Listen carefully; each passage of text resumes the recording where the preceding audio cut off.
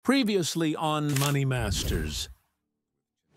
Nung tinawagan niya ako one time, Wilson, halika, kain tayo dito sa office ko. Sabi ko, sir, imposible, hindi ako makapunta dyan sa'yo. Quezon City pa ako. Makati ka, mahirap yan, traffic. Mamaya na ako makakapunta dyan. Huwag kang mag-alala, Quezon City ka, pasundo kita ng helicopter. Sabi niya, punta ka sa bahay ko sa blank address. May helipad ako doon sa Quezon City. Tapos pumunta ako doon, sinundo ako. Mula bahay niya, nag-helicopter ako papunta sa Makati office. Ilang minutes? Wala pang 10 minutes yata. Nakakabilib. Money Masters with Chinky Tan. The views and opinions expressed by guests on Chink Positive are their own and do not necessarily represent those of the producers, hosts, or network. Chink Positive is for entertainment and informational purposes only, while guests may share insights on financial and business topics. This does not imply endorsement of any products or services. Viewers should perform with their own research. Wilson, Yes. maraming mga kabataan, I'm sure, nanonood dito ngayon, no? Yes. Ano yung pwede mo ma-advise sa mga taong young people who wants to start in life? Ako ang suggestion ko sa lahat ng kabataan, number one, kailangan mag-aral ng maayos. Ibig sabihin, hindi ibig sabihin mag-memorize ka ng mga textbook, mga ganyan. Seryosohin natin yung pag-aaral natin kasi hindi lahat ng tao sa mundo, sa Pilipinas, may pagkakataon, pribilehyo, makapag-aral. So, pagbutihin yung pag-aaral nyo. Number two, maging mabait kayong anak or apo. Sa Chinese culture, sa buong Asian culture na rin, na influenced by Chinese culture, Korea, Vietnam, Japan, pinaka-importante yun, tinatawag na filial piety. Sa Chinese, sa Mandarin, Xiaosun, sa Hokkien, Haosun. Ibig sabihin, filial piety, yun ang translation sa English. Ibig sabihin, masunurin, obedient, and mahal mo ang magulang mo, ang lolo-lola mo, ang ninuno mo, unconditionally. Marami sa atin ngayon, sa modern generation, so-called modern generation, hindi tayo masyadong masunurin sa magulang. Matigas ang ulo ng ibang kabataan, di ba? Tayo, pag parang tayo, rebellious, okay lang rebellious phase, pero ultimately, respect and love and obey parents and elders of the family. Hindi lang yan teaching ni Confucius, na Confucian value ng Chinese culture. Yan din nasa 10 Commandments sa Bible. Honor your father and mother. Yan ang the only 10 Commandments sa 10 na may promise. Ibig sabihin, pag ginawa mo to, you will live a long life. You will be blessed with a long life. You will be blessed with success and better life in the future. Maraming tao sa Western culture o ibang culture na nakalimutan na we should not forget. Another thing is, huwag tayong matakot sa hirap. Any problem and crisis sa buhay should be learning lesson sa ating lahat and should be stepping stone for success or greatness. And also, dream always and learn non-stop. Yun na natuto ko na huwag tayong huminto sa pag-aaral just because natapos na tayo ng high school, natapos na tayo ng kolehiyo. Forever estudyante tayo. Kaya tuwang-tuwa ako makausap si Chinky Tan. Every time nakakausap ko siya, kahit na nagtatanong siya, marami ako natututunan sa kanya, sa libro niya, sa mga libro niya. Kailangan tayong matuto non-stop from other people. Totoo yun. Tapos ito naman, para sa young professionals who's earning right now. Yes. Mag-save ng pera. Alam mo, yan ang one thing na hindi natin natuto for a long time sa Pilipinas. Alam mo, Chinky, yan ang isang tragedy ng lipunan natin sa Pilipinas. Ang mga leader natin noon hanggang ngayon, hindi hinihikayat, hindi ini-encourage, hindi tinuturuan ang taong bayan mag-save ng pera. Alam mo, tayo, we have the lowest savings rate. I don't have the statistics. Wala akong statistics. Pero narinig ko sa mga insurance people, we have one of the lowest savings rates sa buong Asia. Noong unang panahon, alam mo, Chinky, noong unang panahon, ang mga bangko, nangungulit sila mag-impok sa bangko, mag-save ng pera. Ngayon ang mga bangko sa shopping mall, kinukulit ka, mag-credit card ka, gagastos ka, mangutang ka. Okay, mangutang, pero dapat yung utang natin, yun ang natuto ko sa mga magagaling na negosyante. Ang utang mo kailangan sa mga may kabuluhan na purpose. Pwede sa education. Mangutang ka for education, okay. Mangutang ka for health, nakasakit yung pamilya, vitamin, mangutang ka para mag-invest sa business, mag-invest sa bahay, magtayo ng bahay. Pwede yan. O magtayo ng tindahan, pabrika. Huwag kang mangutang for luho. Tama. Huwag kang mangutang dahil sa kailangan mo magpa-party.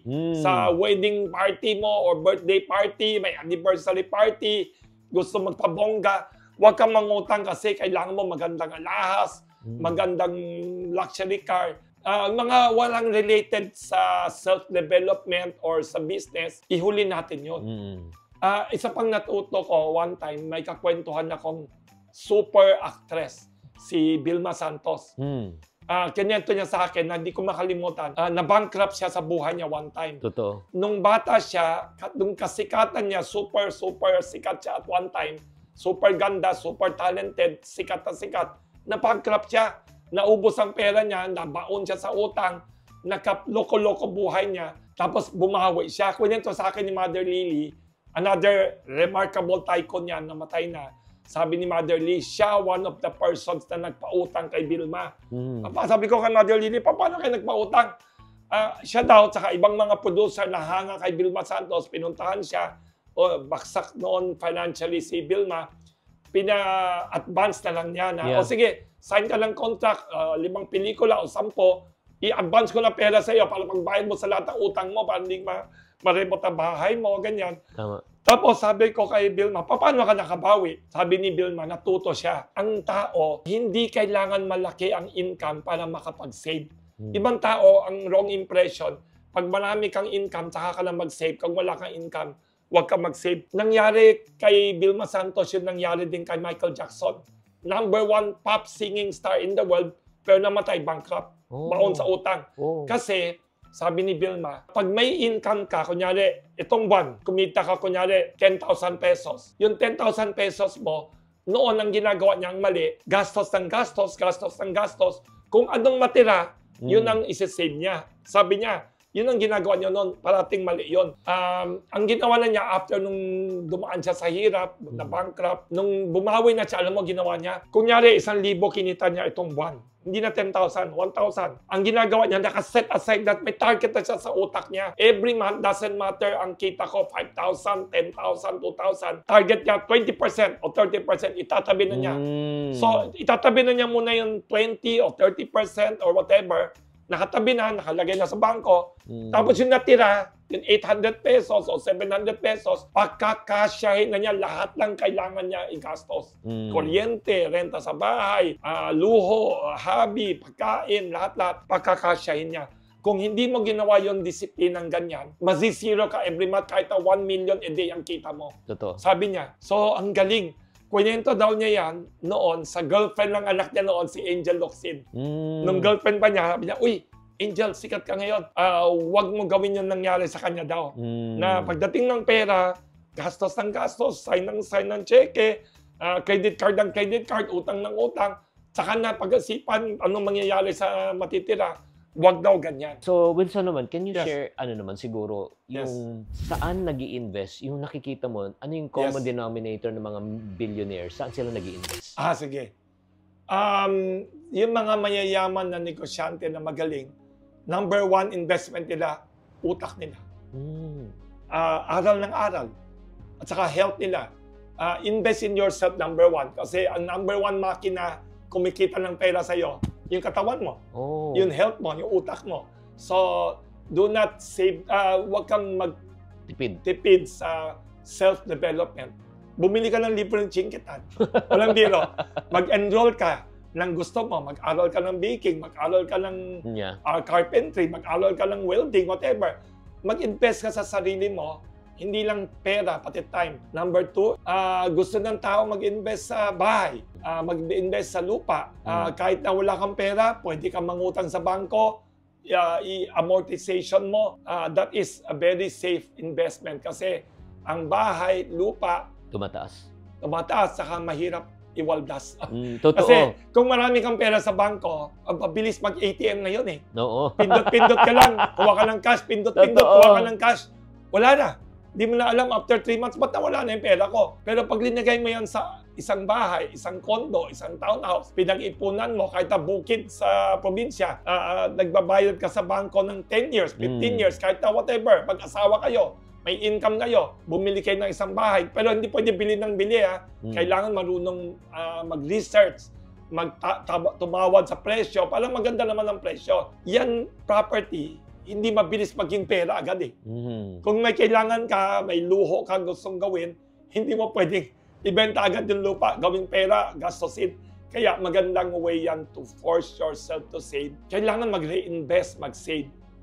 Yun. Actually, alam mo, natutunan ko yun, yung sinabi mo. Yes. Kay Manny Pangilinan, nakausap ko rin siya eh. Oo. Ang sinabi niya, when he was young, he taught himself forced savings. Tama. Forced You have to savings. force. Alam mo yung paano forced savings yan? Bumili siya ng property. Tama. Kasi kung bumili ka, kahit na maliit na bahay, maliit na lupa sa dulo ng Pilipinas, kahit saan, ma-force ka mag-save. Every month, kailangan ka magbayad. Kasi kung di ka magbayad, mawawala yun. Totoo, sayang. Yun, sayang. Kukunin ng bangko yan. Baka kukunin ng developer. Yan ang one way to force yourself to save. And most people in the world, siguro 90%, including me and you, we had to force ourselves to save. Yeah. Kasi masarap gumastos eh. may magic yung mga shopping mall at mga internet shopping. Huwag natin ubusin ang pera natin sa puro click-click lang sa internet. Shopping, bili ng bili. Magugulat tayo, ubos na yung pera. So, paano naman sa mga taong nagsasabi, "Nako, Wilson, wala akong puhunan, hindi ako makapag-start ng business." So, paano naman dapat gawin para sa mga walang kapital? Lahat ng tao na walang kapital, mag-umpisa magtrabaho ng maayos. Anywhere in the world, magtrabaho tayo, mag-save tayo sa trabaho. Ibang tao, kung hindi nakakahintay, gusto na mag-umpisa, mangutang ka sa kaibigan mo, kamag-anak mo. Dapat wag mo sayangin yung utang. Kasi pag nakautang ka, sinayang mo, baka makilala ka sa buong pamilya mo, buong angkan mo. Ito, nangungutang, nawawala na yung pera. Wag ganyan.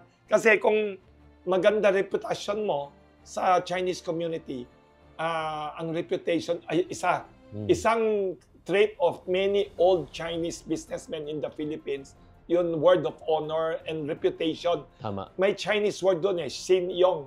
Sinyong is a Chinese phrase. Ang translation ko dyan, trustworthiness siguro. Yes. Trustworthiness. Ang tao, kung may Sinyong, kahit na wala kang kapital, pwede ka yumaman. Ibig sabihin, kung maganda reputasyon mo sa community, sa business community, kung alam ng tao, pag ito, binentahan ko, tapos nangutang siya ng 30 days, 40 days, siguradong bayad yan.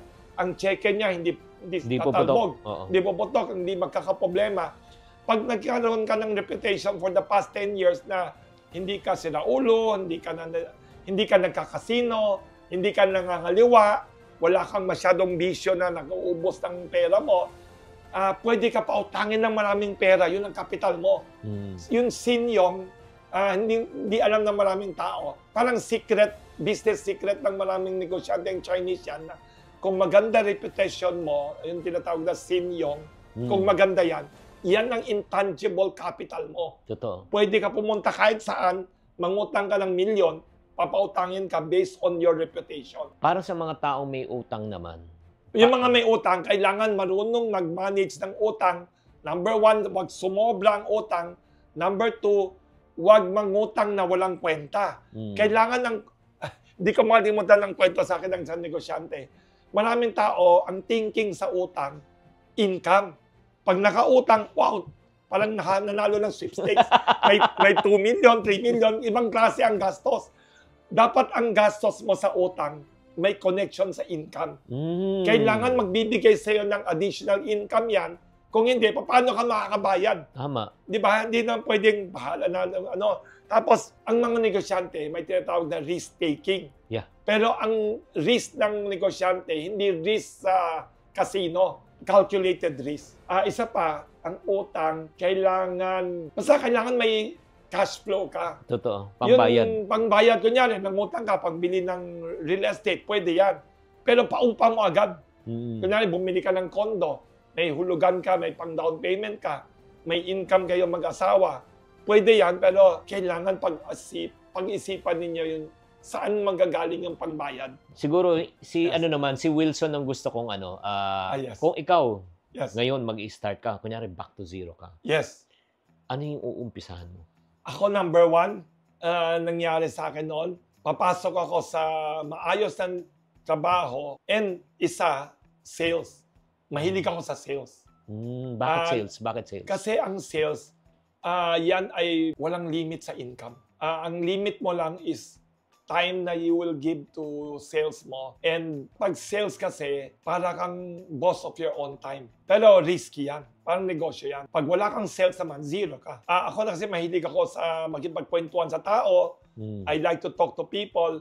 I like to meet all kinds of people. Napunta ako sa sales noon ng real estate. Doon ako enjoy sa sales.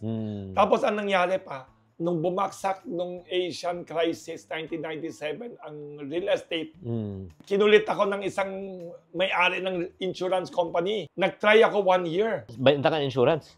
1 year, nagbenta ako ng insurance. Nag-MDRT ako, $1 million. Wow, galing mo naman. 1 year. Galing. Oo, nakakatawa nga eh. 1 year. Andun pa yung pangalan ko sa ng building sa lobby. Wow. Yung mga top sales nila. Nag-try ako 1 year. Hindi na ako natuloy afterwards kasi busy ako with other things. Tapos may natabi na akong income. So yun na lang ini-invest ko. Nagbi-business ako. Pero I enjoy selling talaga. Yeah, Ay, isa pa. Oh. Lahat ng tao sa Pilipinas, hindi ako nagbebenta ng insurance na ngayon. Nagbenta ako 1 year lang.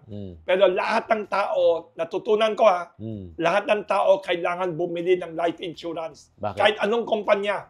Pero kayo yun yung kumpanya na registered Stable. sa gobyerno, Yeah. sa Insurance Commission.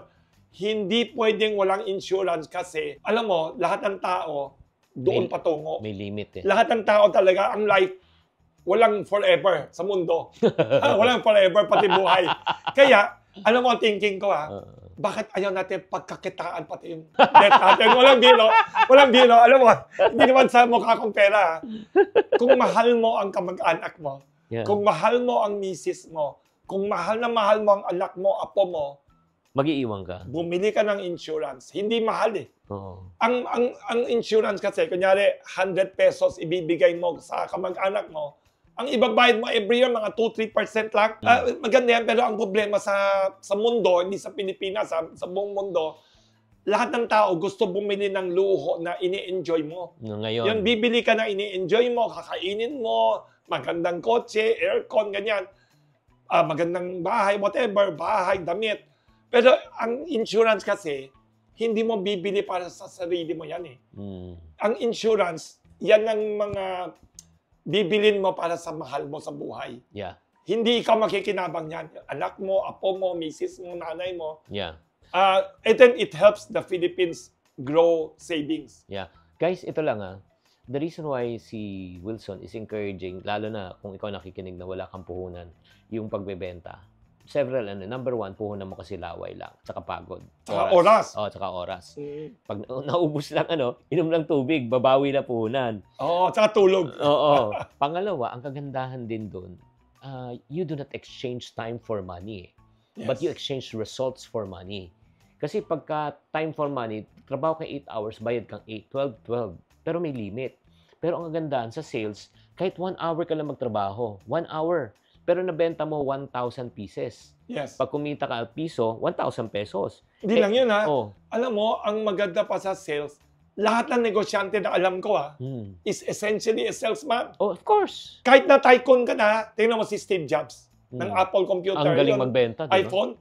Tycoon na siya, grabe magbenta yun. Oo. Every time may bagong produkto, hanapin nyo sa YouTube. Oo. Hanapin nyo si Steve Jobs, paano siya mambola. Hindi mambola. Paano siya Mag-sales magbenta. sales stock. Pati si Elon Musk, bilyonaryo pa, mga pinagsasabi niya. Galing. Nagbebenta pa rin. Pati may-ari ng Huawei, may-ari ng Oppo, kahit anong produkto. Yeah.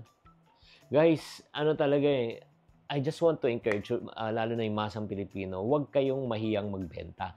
Ang tanong, bakit nahihiya magbenta yung mga ibang tao? Kasi ang thinking nila, parang utang na loob sa ibang tao. Akala ng ibang tao kasi, kunyari nagbebenta ka ng real estate o insurance o whatever. Kunyari, bebentahan ko si Chinky. Minsan nahiya ka pumunta sa kanya, bebentahan siya. Akala mo, pag bumili siya, may utang na loob. Di ba? Oo. Pero actually, hindi eh. Ang nasa isip mo dapat, pag ito nabentahan ko, naprotektahan ko pamilya niya. natulungan ko siya. Nabigyan ko siya ng magandang serbisyo, naturuan ko siya bumili ng magandang tahanan, lupa o kondo or whatever, na ang pamilya niya maisisecure ang future niya. Mafa-force ko siya mag-learn to save. Kahit na mayaman siya, kahit na magaling siya kumita, hindi araw-araw malakas kumita ang tao. May mga slump up and down yan. So kung tinuruan mo siya mag-invest sa life insurance or sa lupa, is a form of savings. Sa lupa, for savings yan. Kung may emergency in the future, gusto niya ibenta yan, grabe kita niya, doble, triple na ang kinita niya. So huwag kayong mag-isip na nakakahiya magbenta o jahe or may utang na loob pa pag binentahan ko yan. May utang na loob pa ako sa kanya. Hindi totoo yan. Isipin, dapat number one sa salesperson, you have to believe in what you are selling. Naniniwala ka dapat sa binibenta mo. Hindi ka mahihiya. Hindi ka mapapagod. Hindi ka maiinis sa trabaho mo. Kahit na ang katawan mo, pagod na, naantok ka na, dahil excited ka sa binibenta mo. Naniniwala ka sa produkto mo. Naniniwala ka na, ito binibenta ko. Pag binenta ko sa kanya, gaganda buhay niya, gaganda ang pamilya niya, ang kinabukasan niya. Hindi niya alam. Ako, parang missionary ako, i-explain ko sa kanya parang gospel or good news of real estate, of life insurance, kahit na vitamin, yung totoo totoong vitamin, wag mga fake dyan na, wag tayo magbenta ng mga kalokohan. Kung magbenta ka ng kalokohan, luho, kasamaan para sa kanya, hindi okay yon. Pero pag ang binibenta mo is something good for another person, good for his business, ahente ka ng isang kumpanya na ingredients ng pagkain, whatever, hindi ka mahihiya, hindi ka maiinis, kasi naniniwala ka. In fact, one of the best ways to improve your sales, ikaw mismo maging customer ng produkto mo. Yeah, be the product of the product. Yes. Fun fact tayo, fun fact. Yes, okay, yes. Wilson. Yes. Kung pagpipiliin kita, 1 million instant cash na makukuha mo or 10,000 pesos per month for the rest of your life, ano pipiliin mo? 10,000 per month. Bakit? Hindi ko pa binilang yung mga numbers Gusto ko non-stop pera Ayaw ko ng 1 million agad. Kasi 1 million, baka one day maubos mo agad. Tama. Tapos 10,000, gusto ko every month may 10,000 ako. 120 a year. 120 a year. Hindi ko nabisip na. Tingnan mo, mabilis siya. Tama, 120 a year in 10 years, 1.2. talo na yung 1 million. Oo. Tama. Oo. Tapos, kung nabuhay ka ng 40 years, di 4.8 million. may isa pang magandang nasabi si Chinky ngayon. May sinabi something about compounding interest. Yes. Kaya, alam mo, ang tao, kailangan matuto mag-save ng pera o mag-invest. Kasi ang sinisave mo na 100 peso per month, hindi siya forever 100 na lang. Yung 100 yan, dumadami ng dumadami, lumalaki ng lumalaki. Magugulat ka na after 20 years, iba na yan. Guys, ito lang FYI, no? Hindi pa alam to ni Wilson. Yes. Hindi pa alam to ni Wilson, promise. Bigyan niya ako ng 1 million. Hindi pa alam to ni Joke Wilson. lang. Alam ko lang, joke lang. Kung makikita mo yung suot ni Wilson. Ay, gawa to sa Kamuning. Uy, ganda ko sa'yo. Nagtitipid ako, pero maganda pa rin. Oo nga. Alam mo, ito, tsaka ito, gawa ito sa palengke ng Kamuning. Magkano yung t-shirt? Ay, yung polo? Ito mura lang to. Kwento ko sa'yo, Hindi ito, wala akong tindahan sa Kamuning Market, Hindi ako nagbebenta ng damit, Pero may lampas 100 tailors sa palengke ng Kamuning sa Quezon City na ang gagaling. Alam mo, mga kaibigan ko, abogado, banker, ganyan, kwento ko, tuwang-tuwa, nakasave sila. Pupunta ka sa Makati, BGC, Ortigas, sa iba-ibang lugar magpapagawa ng ganyan. Pupunta ka sa mall, sa shopping mall, bibili ka ng ganyan. Hindi lang sa mas mahal, hindi perfect. Hindi fit. Ito, sa Kamuning Market, nakakatuwa, na-discover ko, malapit sa Kamuning Bakery, yung palengke ng Kamuning, maraming tindahan ng tela. Parang Divisoria. Pwede ka magtawad-tawad doon. Tapos, may more than 100 tailors. Kaya, wow! Oo, kaya makakasave ka ng pera. Perfect fit pa. Perfect fit. At saka kung papapansin mo, wala rin siyang watch. Oo nga. Alam mo, maraming nagre-regalo sa akin watch. Never ako nagwa-watch. Pero. Ito lang atin lang to Silent billionaire to. Sana. Sana magdilang anghel si Mr. Chinkitan. Maniwala ka. Nakamaniwala kayo. Ito lang. Sa silent billionaire sa kaibigan. Saka sa pangarap. Hindi, pero alam mo, Wilson, kunyari, I'm sure very responsible ka, very Yes. frugal ka as a person, Oo. 'di ba? Pero kung mabibigyan ka ng 100,000 pesos ngayon, Yes. Yes. at gagastusin mo in one day, ano bibilin mo? Gagawin ko down payment for real estate. Kulit talaga. Negosyo pa rin. Or something. Oh. Bibili ako some of the libro, bibili ako vitamins, bibili ako ng whatever. Bibili ako ng ingredients para sa bakery. Wow, grabe negosyo pa Gagawin rin. ko. One last question. Ano Yes. ang isang fun fact na hindi Yes. alam ng tao tungkol sa'yo? Kahit na hindi ako mayaman, nagdo-donate ako ng public school. Hindi alam ng tao yun. Sige nga. Na nagdo-donate ako ng public school every year to a rural area. Mm. Anywhere in the Philippines. Nag-donate na ako sa Calasiao, Pangasinan, sa Barangay Dinalawan, isang public school. Through the Federation of Filipino Chinese Chambers of Commerce and Industry Inc. Sila yung tagagawa. Magdo-donate ako ng pera. Sila magdagawa para sa akin. Sila pipili ng lugar. Ako pipili ng lugar. Tapos nag-donate pa ako sa Balanghiga, Eastern Samar, tapos sa iba-ibang lugar pa. Sa Tarlac, sa Tarlac din. Iba-ibang mga lugar. Siguro halos 20 na. 20 na. Wow. Kasi, nung bata ako, hindi naman kami mayaman. Nanay ko, teacher. Tapos nagjo-joke ako ng bata. Sabi ko sa nanay ko, pag mayaman ako, magnanakaw ako sa 100 bangko, bibigay ko sa'yo pera. Joke ko lang. Nagjo-joke lang ako. Sabi niya, sira ulo kang bata ka, huwag kang ganyan. Masama yun sinasabi mo. Dinuloko ko lang siya. Tapos, para matuwa siya, di ba, pag mayaman ako, gagawa ko ng 100 school at lagay ko pangalan mo. Wow. Regalo. Yun, naka 20 na ako, 30 na. Wow. Nakalagay pangalan niya. Galing, Hindi galing. pangalan ko. Sige. Pero alam nyo ba, mga ka-friendship, si Wilson ay may famous na bakery na kamuning. Yes. Oo. Uy, may cake ako. Oo nga, yan. May cake. Ay, itong cake special ito kasi ang flavor na to ako nag-invento. Parang ayaw ko kainin, siya nag-invento. Mango Sans Rival. Ito. Yan. Mango Sans Rival siya. Dalawang paborito kong flavor. Mangga, paborito ko. Saka Sans Rival cake ng Pilipinas. Ito, may almond pa sa gilid. Mango Sans Rival with almonds. Wow. Kainin mo agad yan kasi walang preservative. Yes. Ito naman, isa sa paborito namin doon, ube swirl. At Kasi ito naman is the famous pandesal ng Kamuning Bakery Cafe since 1939. Siya, masarap siya na hindi siya matamis. Ang totoong pandesal pala, Chinky. Hindi pwede matamis. Pero sorry to the other bakeries, sabi sa akin ng lumang may-ari na nagbenta sa akin na ang totoong tinapay ng Pilipinas na pandesal, kailangan di matamis. Ano tong sugar level nito? Wala masyadong sugar level. Hindi mataas yan. Wala kami. Sorry na lang sa ibang mga panaderya. Hindi naman masama.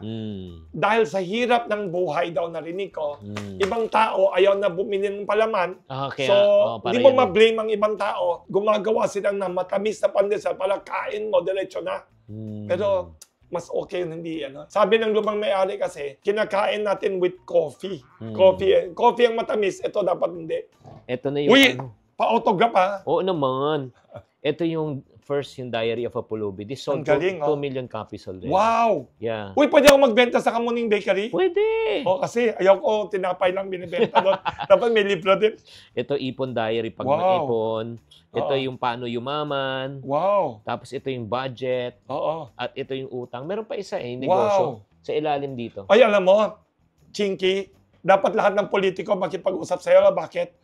Sana kailan kaya magiging utang-free ang Pilipinas? Oo naman. Alam mo, ilan ang utang natin? Di ba? Trillion na ba? Billion na? Tapos ito, may negosyo diary. Wow! Yan. Ang galing naman. Magkano isang libro pag bibili nito? 190 pesos each. Wow! Very affordable. Alam mo, dyan, gastusin ng pera, wag sa bisyo. Hanga ko sa'yo, Chinky, kasi may isang Chinese na kasabihan na ang pinaka-best memory in the world, talo sa pinaka-weakest ink. Yeah, the faintest ink. Kasi ang ink, kahit na weak, kahit na mahina, kahit na 100 years, andyan pa. Kahit na pinakamagaling na memory, pag tumanda na tayo, nakalimutan na lahat. Yeah. So, Wilson, how can they get in touch with you? Yes. Please follow Instagram ko, YouTube. May bago akong YouTube na ilang years lang, hindi pa masyadong matututo ako sa kanya. May YouTube ako, may Facebook, Wilson Lee Flores. May Twitter ako, may Instagram ako, tsaka yung TikTok ko, I am Wilson Lee Flores sa TikTok. Ano ako. Kaya please follow and email any messages or questions din sa akin. I'd like to learn from people na nagka-follow kay Chinky. Yeah. Ito. Thank you very much. Thank you sa libro mo. May tanong naman ako sa'yo. Oh, sige. Sige, siya na magtatanong. Ako magtatanong sa'yo kasi pagkakataon ko nung tanong sa kanya. Oo. Paano ka naging magaling magturo sa tao? Paano ka naging ganyan na like to share knowledge sa mga tao? Paano nangyari yan sa'yo? Yeah. Kasi if you go through pain in buhay, yung pain sa buhay, you will be able to relate and connect. Kasi yun nga, 12 years old during that time. Yes. My father lost his business, nalugi siya. And then 3 years na sobrang depressed siya. So I started my sales career at the age of 12. Wow. So, paano mo naisip na gusto mo ikwento sa ibang tao, gusto mo magsulat ng libro, gusto mo paano mo naisip yan, dapat hindi lang ikaw may alam yan? Hindi, kasi nga, yun nga, pag nanggaling ka sa wala, tapos nakalaya ka, di ba? I made my income You want to let people know about it. 48 years na ako sa sales Galing. So, because of that, sabi ko, this is one of the best way talaga to educate people na walang puhunan. Kasi lahat ng negosyo ko, Wilson, wala akong puhunan. Galing. Lahat naman nag-umpisa ganyan. Oo. Tapos, because of that, sinabi ko, many people will benefit from this. Kaya that's the reason why nagsulat ako and I'm sharing ideas. And nasa YouTube ako for 18 years. Sabi mo 18 years. Anong edad mo ba ngayon? Kasi mukha kang bata. 60. Talaga? Grabe, Mukhang mas bata sa akin. Mas bata ako sa'yo, mas bata sa akin. Anong secret mo sa health? Anong ginagawa mo? Ba't hindi ka mukhang 60? Hindi kasi, aside from genes. I think yung financial stress nabawasan talaga. Malaking factor yun. Saka narinig ko, you're a religious person. Yeah. Faith in God is also one factor sa'yo. Definitely. Ilang year ka na naging devout Christian? I started in 1992, siguro almost 92, 2005, 25, ilang years na. Wow. Almost 40 years probably. Wow. Yeah. So, apart from God, we are nothing talaga. Kaya nga, I'm really so blessed. And alam mo, I'm really so honored to really talk to you. Ikaw din ako. Oo, Wilson. Kasi ang dami kong natutunan. One time, imbitahin kita sa Kamuning Bakery, magkwento ka sa the media. Yeah. Pwede? Oo naman. Sa isang breakfast. Kwento tayo, Basta ikaw. Imbitahin kita sa ano. So guys, there you have it. I hope that you have learned from this episode. Kung ano pa nagustuhan nyo, baka mag-request na naman kayo ng part 3 and part 4 nito. Anytime. Tapos, iba-ibang topic niya, magaling kasi. Alam mo, hindi ka mauubusan. Kung magtanong ka lang ng isang question, pwede itong mag-explain ng buong 2 oras. Kaya nga, please follow him. Okay, follow him at his social media. Let's support si Wilson Lee Flores. Saka may column din ako sa Philippine Star and sa Abante. Yes. I write sa Abante opinion column, sa Philippine Star column. Pareho pala tayo. Nasa Abante rin ako. I write for Abante also. Wow, magaling yan. Oo. Thank you very much, guys. Tatandaan, tamang karunungan, tamang disiplina po ang susi sa pagyaman. Sa 10 design nilalabas namin, siguro mga 7 designs ang hindi kikita. Pero yung 3 designs na yan, pag kumita yan, bawing-bawi ngayon yung losses dun sa 7. My business is managing failure. If I have less failure, I have higher profitability. And maraming tao would choose sweldo versus commission. Bakit? Steady. Yung bang predictable yan. Kaya magtrabaho ko, kaya matulog ako, kaya wala akong ginawa, nag-auto cart lang ako. Andyan yung steady stream of income. What they don't understand is, it costs you a lot. One of the biggest reasons kung bakit yung mga tao ayaw pumasok sa sales, Bakit? the fear of rejection. Yes. Kako yung lang word na rejection is wrong.